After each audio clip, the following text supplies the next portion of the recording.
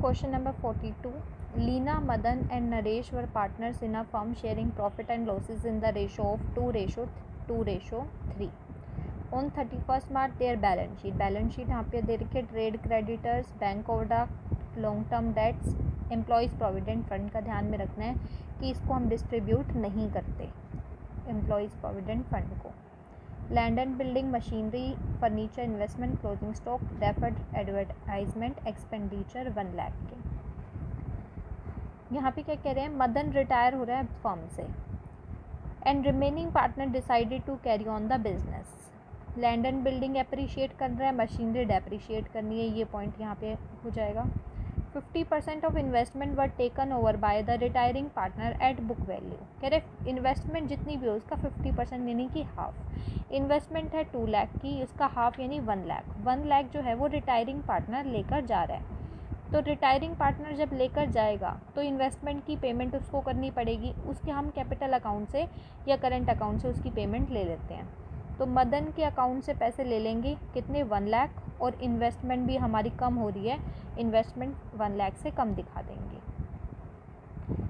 Next is an old furniture, तो इसको हमें रिवैल्यूएशन अकाउंट में दिखाना नहीं पड़ता, इसकी एंट्री सीधा सीधा ही हो जाती है कि मदन जो है जो भी पार्टनर ले रहा है उसके अकाउंट से उतने पैसे निकालेंगे और इन्वेस्टमेंट को कम दिखा देंगे। तो यहाँ पे इन्वेस्टमेंट का कम होना रिवैल्यूएशन में रिकॉर्ड नहीं किया जाएगा। An old customer Mohit, whose account was written off as bad debt, has promised to pay 7,000 in settlement of his full debt of 10,000। 10,000 का पैसा हमें मोहित से लेना था, लेकिन वो प्रॉमिस कर रहा है कि जो बैड डेट है कि 7,000 सेटलमेंट में वो पेमेंट कर देगा। तो डेटर हमारे कितने हो जाएंगे, डेटर हमारे 4 लाख, और 4 लाख में से 7,000 हमें और मिल जाएगा, तो 4 लाख 7,000 के हमारे डेटर्स हैं, क्योंकि वो कह रहे हैं कि मैं पेमेंट कर दूंगा। तो यहाँ पे डेटर आपको कितने दिखाने हैं, 4 लाख 7,000। इसके ऊपर जब भी प्रोविज़न बनेगा तो वो इतने पे बनेगा। प्रोविज़न बनाने हैं 5%, तो 4 लाख 7,000 पे प्रोविज़न आप बना देंगे, उसे आप दिखा देंगे रिवैल्यूएशन अकाउंट में।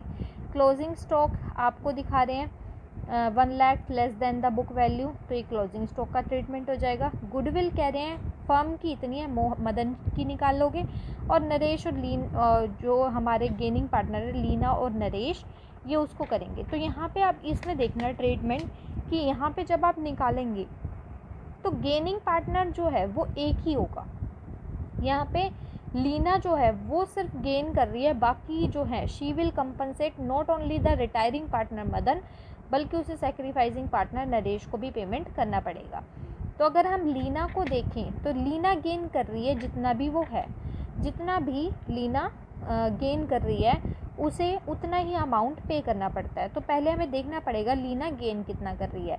लीना एक तो गेन करेगी टोटल अमाउंट गुडविल का, जो कि गुडविल का आपका अमाउंट निकल कर लाएगा 1,60,000 का।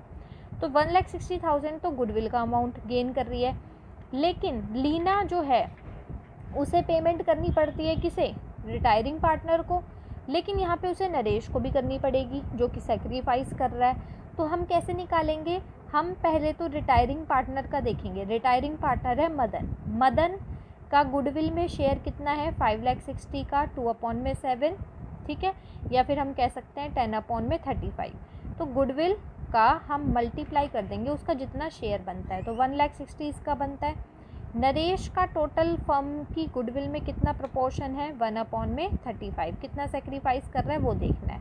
यानी मदन जो है वो कितना यहाँ पे अपनी गुडविल का पेमेंट, उसका गुडविल का अमाउंट बनता है, गुडविल का मदन का बनता है 1,60,000 का, और नरेश का हम क्या देखेंगे, नरेश सेक्रीफाइस कर रहा है तो 1/35 से सेक्रीफाइस कर रहा है, तो जितना भी फर्म का गुडविल है उसमें से 1/35 हम नरेश का देख लेंगे कि वो कितना सेक्रीफाइस कर रहा है। वो सेक्रीफाइस आपका कर रहा है 16,000, तो लीना को कितने की पेमेंट करनी पड़ेगी, 1,60,000 तो मदन को और 16,000 सेक्रीफाइसिंग पार्टनर को, तो 1,76,000 लीना को पूरा दिखाना पड़ेगा। एक तो यहाँ पे ये ट्रीटमेंट अलग था, तो आपको टोटल फर्म की गुडविल है उसमें से शेयर निकालने हैं।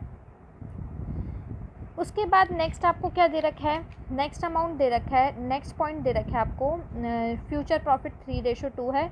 The total capital of the new firm will be 32 lakh, नया जो कैपिटल है 32 लाख है, which will be in the proportion of the profit sharing ratio, जो भी उनका प्रॉफिट शेयरिंग रेशो है वो हमारा प्रॉफिट शेयरिंग रेशो कितना है, 32 लाख है। 32 लाख का प्रॉफिट शेयरिंग रेशो उनका हो जाता है 3:2। यानी हम देख लेते हैं मदन को हटाकर, यानी लीना और नरेश, कितना कितना कैपिटल उनका होना चाहिए। तो लीना का कैपिटल होना चाहिए 32 लाख का, 3:2 में करना है तो इतना कैपिटल लीना का होना चाहिए। नरेश का 12,80,000 होना चाहिए। तो इसके लिए ये तो हमें पता लग गया कि नया जो बिज़नेस बनेगा, नया जो पार्टनरशिप बनेगी, उसमें इतनी इतनी कैपिटल होगी। तो इसके लिए सबसे पहले हमारे पास एग्जिस्टिंग कैपिटल भी होनी चाहिए। तो एग्जिस्टिंग कैपिटल तो आपको पता ही है कि कैसे निकाली जाएगी, हमारे कैपिटल अकाउंट से। तो जब आप देखेंगे तो यहाँ पे एक पॉइंट और दे रखे हैं, यहाँ पे आपको amount due to Mohan, Mohan को जितना अमाउंट पेमेंट करनी है वो बिल ऑफ एक्सचेंज के रूप में है। तो यहाँ पे लोन अकाउंट ना दिखाकर बिल्स पेबल दिखा देंगे। लोन को जितना आपने पे करना है लोन अकाउंट में ना दिखाकर मदन को हम बिल पेबल में दिखा देंगे, क्योंकि हमने एक बिल ऑफ एक्सचेंज बना दिया है, बिज़नेस ने बिल ऑफ एक्सचेंज बना दिया है। तो बिल पेबल बना देगा बिज़नेस। ये क्वेश्चन आपको पता ही है यहाँ से किस तरीके से किया जाएगा। फिर जो रिटायरिंग जो हमारा बन रहा है, आगे देखते हैं कैपिटल जो नई पार्टनरशिप बनेगी। तो देखो बाय बैलेंस ब्रॉट डाउन, ए और लीना और नरेश हैं, लीना और नरेश का हमने दिखा दिया। कौन कितना कितना लेकर आएगा, देखो लीना का जो नया कैपिटल आपका आ रहा है, एग्जिस्टिंग कैपिटल आ रहा है 10,67,329 है। कितना है, 10,67,329, यही अमाउंट है 329।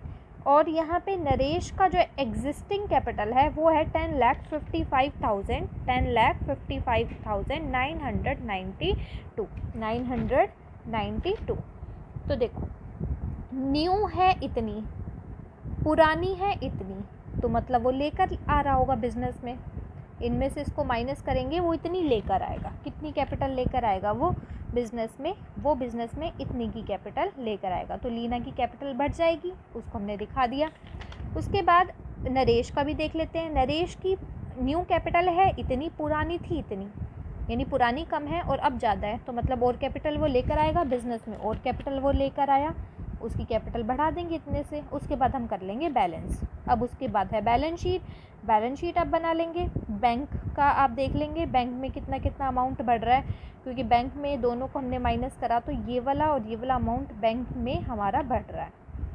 ठीक है, हमारे बिज़नेस में बैंक में पैसा आ रहा है, तो बैंक अकाउंट का भी बना लेंगे। और बैंक का यहाँ से वर्किंग नोट आप देख सकते हैं, यहाँ पे बैंक अकाउंट का बैलेंस दे रखा था बैंक अकाउंट में, और इतनी इतनी कैपिटल से बैंक में पैसा बढ़ रहा है, तो इतना हमारा अमाउंट आना चाहिए 11,56,679। उसके बाद trade creditors, bank overdraft, bills payable, employees provident fund, और ये इस तरीके से लीना और नरेश का पेमेंट कर देंगे।